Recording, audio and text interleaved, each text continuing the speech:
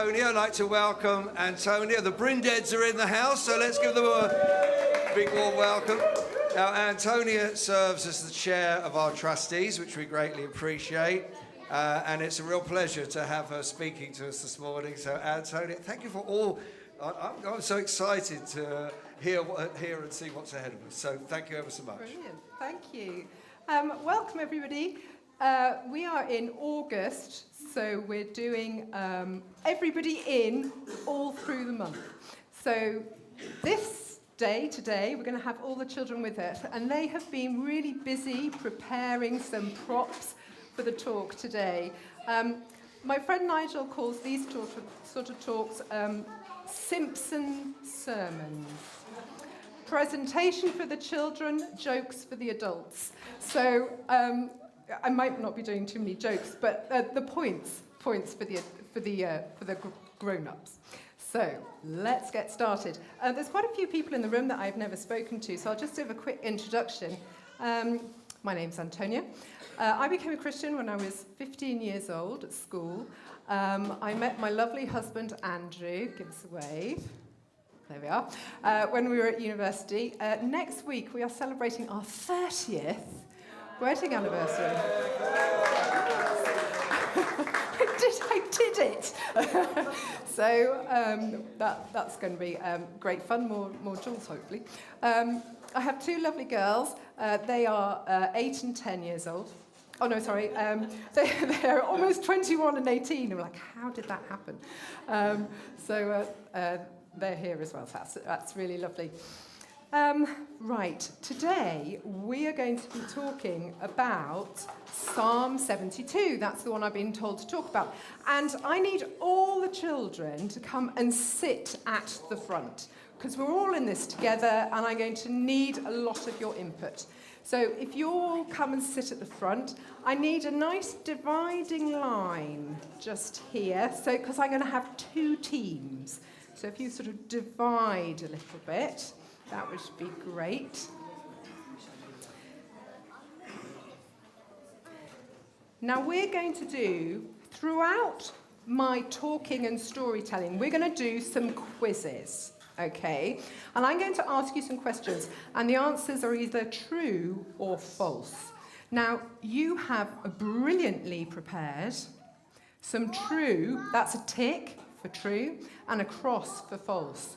So I need, who's going to have these? You might want to sort of share them around. Who'd like to have you're the true, and then Dan will hand those around over there.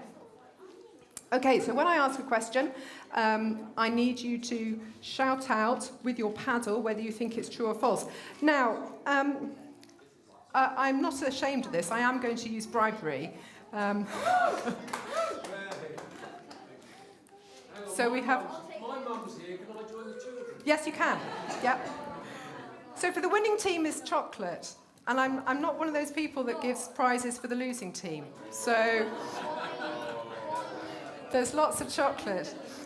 And I need you to keep score. So who can keep score that side? We'll have that pen. And then I need somebody to keep score this side. Can you do that for me? Brilliantly. Right, so every time you get one right, put a score. If you don't, you don't. If we have, if it's ambiguous, Roger is the mediator. All right. Are we ready? Are we ready? Okay, so first question, as we're talking about Psalms. All the Psalms were written by King David. True or false?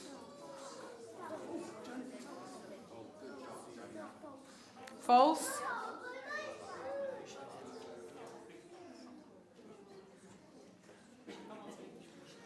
False, correct. 1 point each. Well done.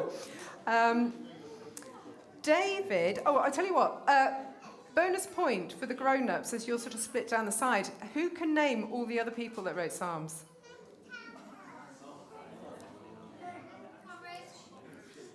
Oh, I can't. Roger? Yeah. Yeah, well done. Okay, next question. Yes. They might share their chocolate with you.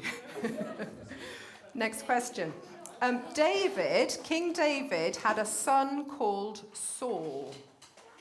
True or false? False. False again. You're both right. David had a son called Jonathan.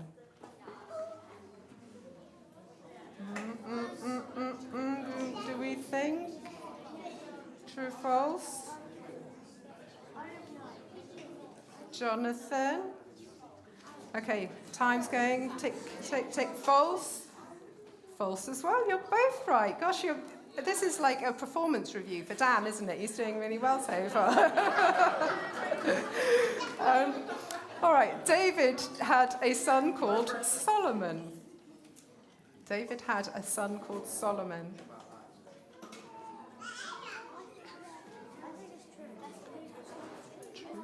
True, yes, well done. David had a son called Solomon. Right, let's have a little look then.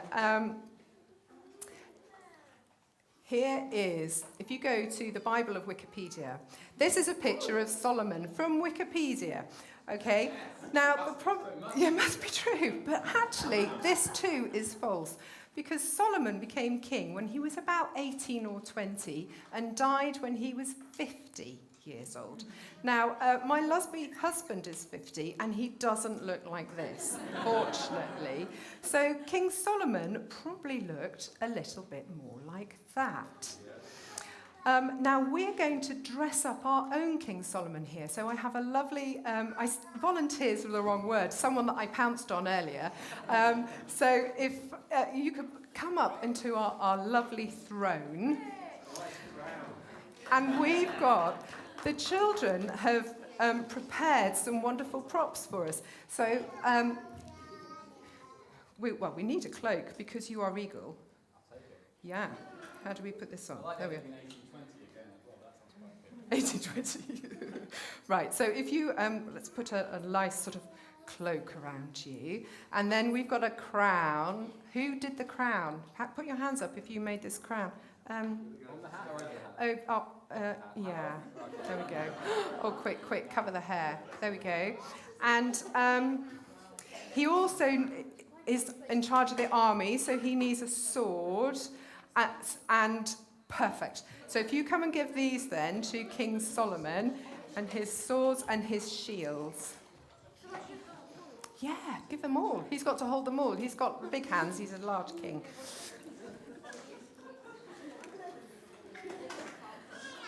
Well done. Fantastic. So King Solomon, here he is. Now, not long after King Solomon became king, when he was about 18 or 20, God came to him and said, Solomon, I will give you anything you ask for. Now, what would you ask for? A dog. Puppy or dog? Dog. What would you ask for?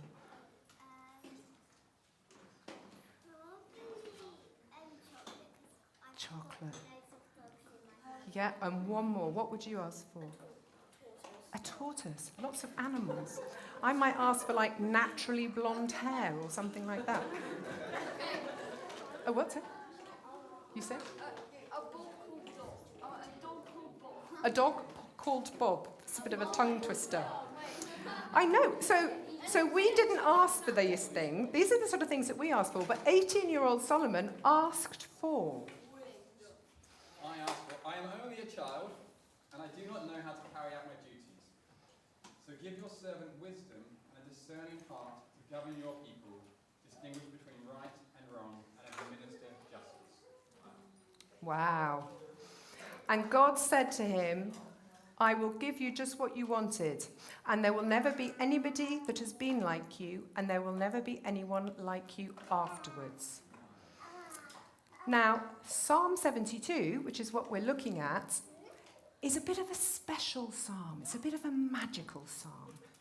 because it can be read in two different ways. So this first way is us hearing Solomon asking God for all of this wisdom. So, Solomon, can you read out your prayer to God for wisdom? God, help the king be like you and make fair decisions. Help the king's son know what justice is. Help the king judge your people fairly. Help him make wise decisions for your people, your poor people. Let there be peace and justice throughout the land, known on every mountain and hill. May the king be fair to the poor. May he help the helpless and punish those who hurt them. May people always fear and respect you, God, as long as the sun shines and the moon is in the sky. Help the king be like rain falling on the fields, like showers falling on the land. Let goodness grow everywhere while he is king. Let peace continue as long as there is a moon. Let his kingdom grow from sea to sea, from the Euphrates River to the faraway places on earth. Our king helps the poor who cry out to him, those in need who have no one to help them. He feels sorry for all those who are weak and poor. He protects their lives. He saves them from the cruel people who try to hurt them. Their lives are important to him. Great. So this is King Solomon asking God for wisdom and to be able to serve with justice. Now, who can tell me the name of our current king? Bonus point. King Charles III. Wow, good one. Bonus point, King Charles. Now, our King Charles doesn't really do a great deal, does he? I mean, he's a patron of some charities, he opens buildings, and he likes gardening. But the kings of this day ran everything. They ran the army, sword, so they decided, oh dear, who was going to go into battle and whether they would go and attack people. He ruled the government, so he decided on all the rules and the laws, who would be taxed, who would receive help, where you could go, where you couldn't go. He was in charge of the courts, so he would say, guilty to you, or innocent, you can go free to you. And he would settle disputes between people that were arguing. So he ran everything, and he determined the feel and the safety and the fairness in the country. And he says here at the beginning, help your king's son, so David's son, to know what justice is. Now, justice is a bit of a weird word, isn't it? It's not a word that I sort of understand very well. So let's have a little bit of a true and false on what justice is. And if you've been listening really well, you'll get some clues. So, are you ready with your trues and falses? Is justice fairness? True or false? True. True. Well done. Is justice goodness? Is it being good? Yes. Yes. Is justice revenge? No. No. Well done. Is justice helping the needy? Yes. Yes. Is justice cancelling people and judging them? No, no. Wow, you guys are brilliant. Is justice being kind to the weak and the poor? Yes, yes. Is justice punishing those that hurt people? Let's have a little look at verse 4. Yes, yes. Well done. You're brilliant. Now, I have got a best friend. My best friend's called Elizabeth. My best friend is a police officer. In fact, she is Detective Inspector of all major crime in Hampshire. She's pretty cool. So she catches all the really bad criminals, like the really, really bad ones. And I love it when she sends me links to the BBC stories of, we got this one, he's guilty, or she's done that. So she's amazing. And I said to her, Liz, what does justice mean for you? And she said, it's when there's peace for the victims and their families. So justice is all those things you said, with peace added in as well. Great. Now, I said this was a magical psalm because there's two ways of reading it. So the first way is Solomon asking God for something. And the second way is, it's called a messianic psalm. So you've got like Messiah, as in Jesus, Messiah, so Messiah psalm. So this next way of listening to it is Solomon telling us what the true Messiah is going to be like when he comes. Now, I've got a wonderful volunteer who's going to come and read to me. Here we go. And a beautifully decorated pointer. This is what Jesus is going to look like. Right. Can you do it really loudly? Because I don't have a microphone. Oh, perfect. There we go. Right. O God, endow the king with your judgment, the Son of Kings with your righteousness. He will govern your people fairly and deal justly with your poor ones. The mountain will yield peace for the people and the hills righteousness. He will defend the afflicted among the people, save the children of the poor, the overwhelmed the oppressor. He will reign as long as the sun, as long as the moon, through all generations. He will descend like rain on the meadow, like showers water the earth. Justice will reign in his days, and peace will abound until the moon is no more. For he will save the poor who cry out, and the needy who have no one to help them. He will have pity on the lowly and the poor. The lives of the needy he will save. He will free them from oppression and violence, for their blood is precious in his sight. Brilliant. Beautifully read. Beautifully read. Thank you. Okay, so now we know that Solomon, and this is a side sort of hustle, didn't do terribly well towards the end of his life. But Jesus, when he came, he was perfect justice. And when we read the Gospels, bonus point, who can tell me the 4 names of the Gospels? Mark. Yeah. Luke. Yeah. Matthew. Yeah. Perfect. Well done. When you read the Gospels, you will see hundreds of stories about Jesus and how he was just. So, for instance, you have got, he healed the lepers, people that were really, really badly deformed by their diseases. He healed blind people. He helped people that were begging outside the gates.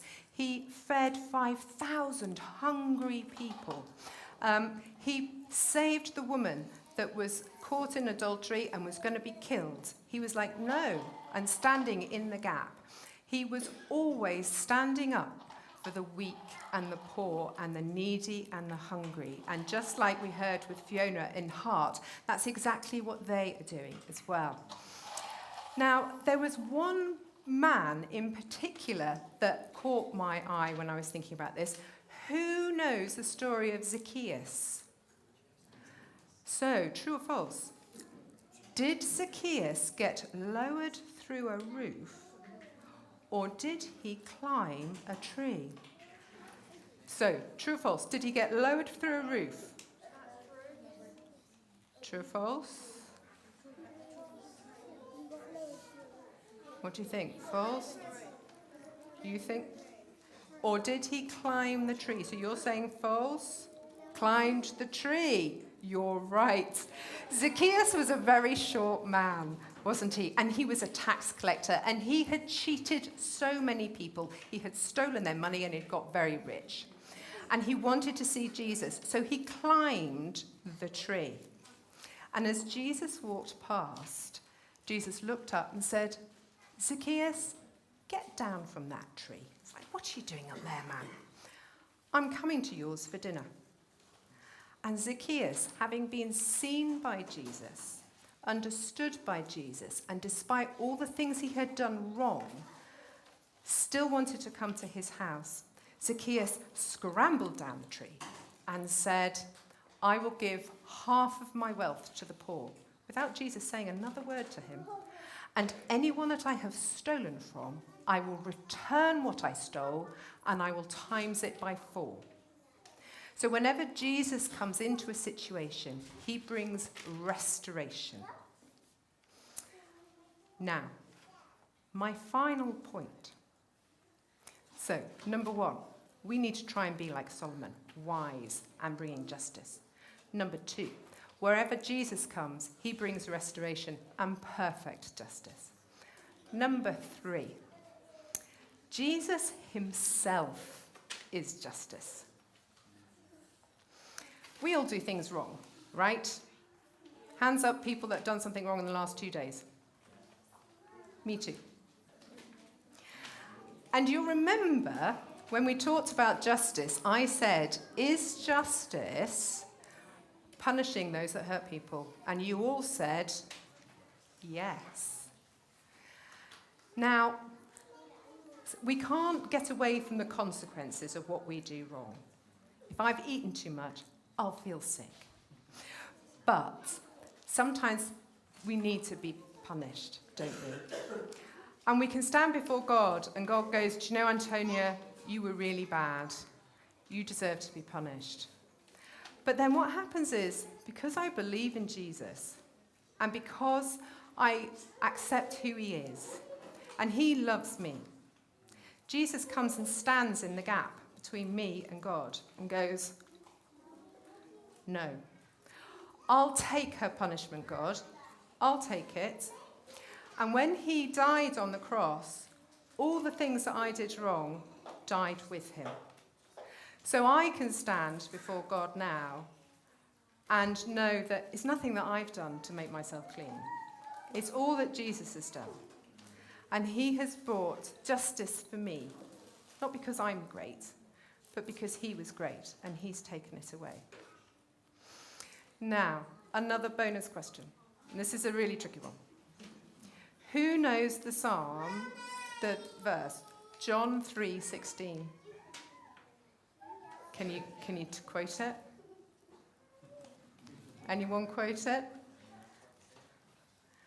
Solomon, can you quote it? God so loved the world that he gave his only son, whoever believes in him shall have eternal life. Brilliant. Well done. Now, grown-ups, does anybody know the next verse? John 3:17. Any grown-ups? Let me read it to you. Hang on a sec, my love. God did not send Jesus into the world to judge and condemn us, but he sent him to be our Saviour and rescue us. So there is no condemnation for those who believe in him. Now, Roger's going to come up and pray and lead us in some prayer in a minute. I need you scorecard people to add up your scores, and once we finish praying, we'll look at who's won and I'll deliver some chocolate. Why is there an extra? Well, because I wasn't sure how many would be in each team, so I bought loads of chocolate for one team that wins. Yeah.